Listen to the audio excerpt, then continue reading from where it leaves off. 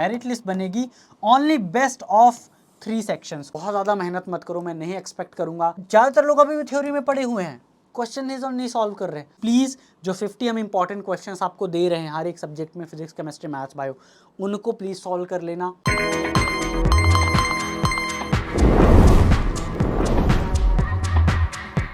Hello बच्चों, this is आपके विवेक भैया और आज का सेशन बहुत इंपॉर्टेंट होने वाला है। आज मैं आपको बताऊंगा बहुत सारे स्टूडेंट्स के पास जो कन्फ्यूजन है कि सिलेबस क्या होगा आईआईटी एग्ज़ाम का। एग्ज़ाम पैटर्न में थोड़ा सा कन्फ्यूजन है क्योंकि इस बार थोड़े चेंजेस हुए हैं। लैंग्वेज ऑफ द एग्ज़ाम दोनों हिंदी इंग्लिश अब कर दी गई है, पहले सिर्फ इंग्लिश में होता था। एंड अभी जो रिमेनिंग टाइम है उसमें क्या करें, राइट। तो सबसे पहले हम देख लेते हैं जो सिलेबस का बहुत बड़ा डाउट है जो कि होना नहीं चाहिए। अगर आप ऑफिशियल वेबसाइट में जाओगे, ब्रोशर को चेक करोगे तो यहाँ क्लियरली सिलेबस दिया गया है, राइट। आपको बताया गया है कि रीजनलाइज सिलेबस एनसीईआरटी का लेटेस्ट फॉलो होगा। इनफैक्ट आप इनकी वेबसाइट में भी जा सकते हो, देख सकते हो जो भी सिलेबस एनसीईआरटी ने हमारा लेटेस्ट दिया है। तो इसमें तो कोई सवाल होना ही नहीं चाहिए भाई, आपका रीजनलाइज सिलेबस है 100% कन्फर्म, ठीक है।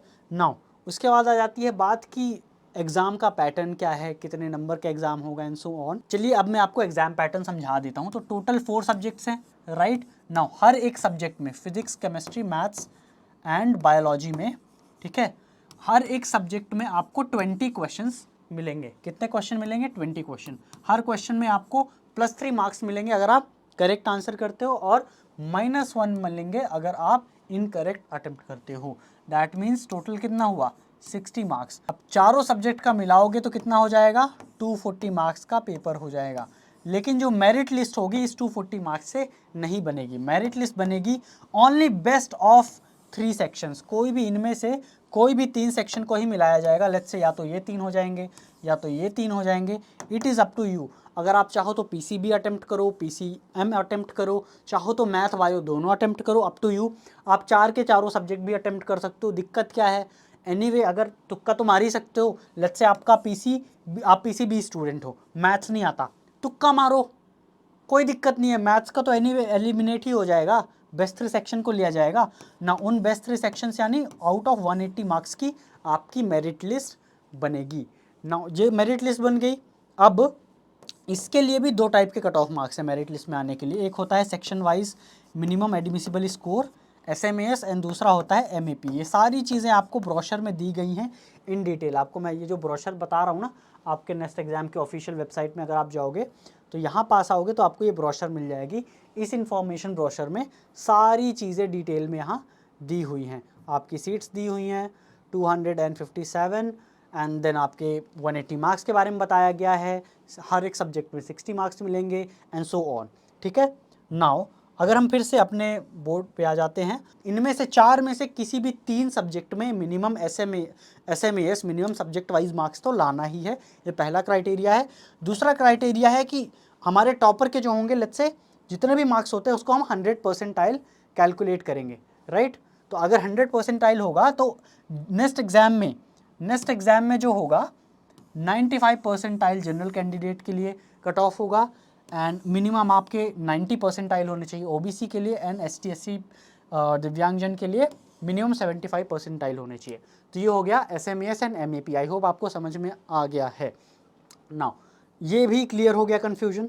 अब आ जाते हैं कि ठीक है भैया, एग्ज़ाम पैटर्न भी क्लियर हो गया, मेरिट लिस्ट भी क्लियर हो गया, अब हम आगे क्या करें ना। अब हम बात करते हैं कि आगे आप क्या कर सकते हो। तो बहुत सारे लोग तो आईआईटी 2024 को लेके बहुत दुखी हैं कि एग्ज़ाम टफ था या फिर आपको अच्छे से स्कोर नहीं कर पाए या जो भी गलतियां कर दिए।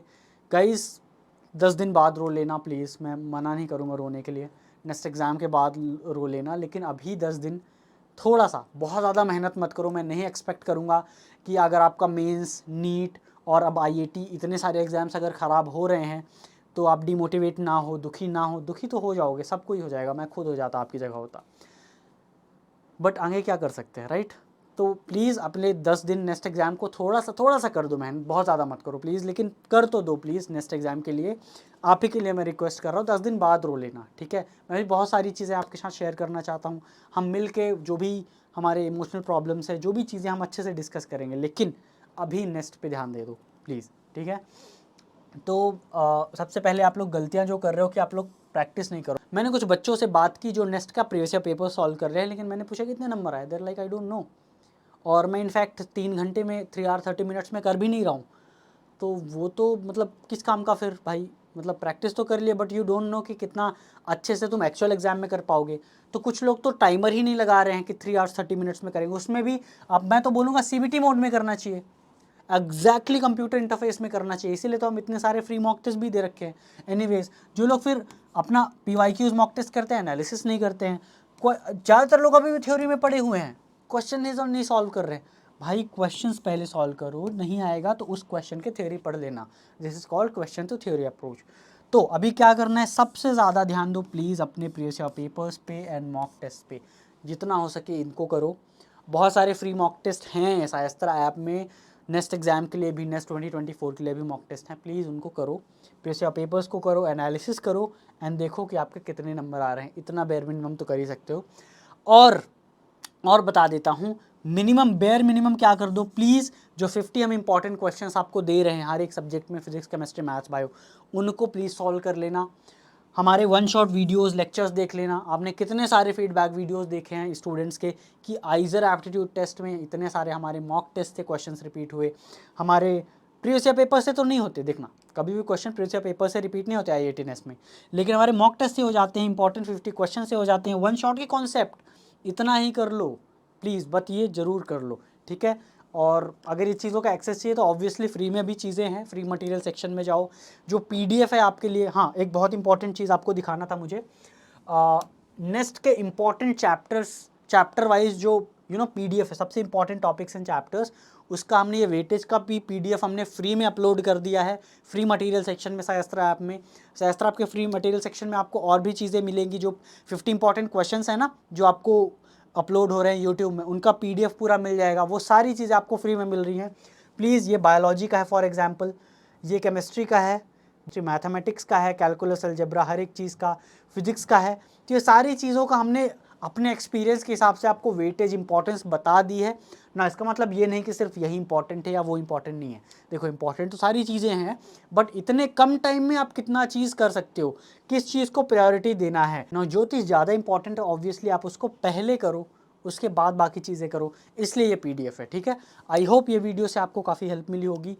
और कोई प्रॉब्लम है, परेशानी है, प्लीज़ कमेंट में लिख लो।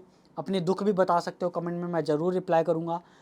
मेरे जीवन में भी काफ़ी दुख हैं, आपके जीवन में भी काफ़ी दुख हैं।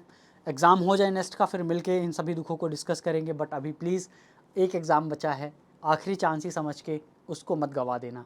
With that, all the best, see you at your dream institute. Jai Hind. कोई भी सपना साकार करने के लिए सबसे जरूरी है सही कोच का होना। चुनिए साई एस्ट्रा और करें अपने IIT एंड नेस्ट का सपना साकार। Download the app now.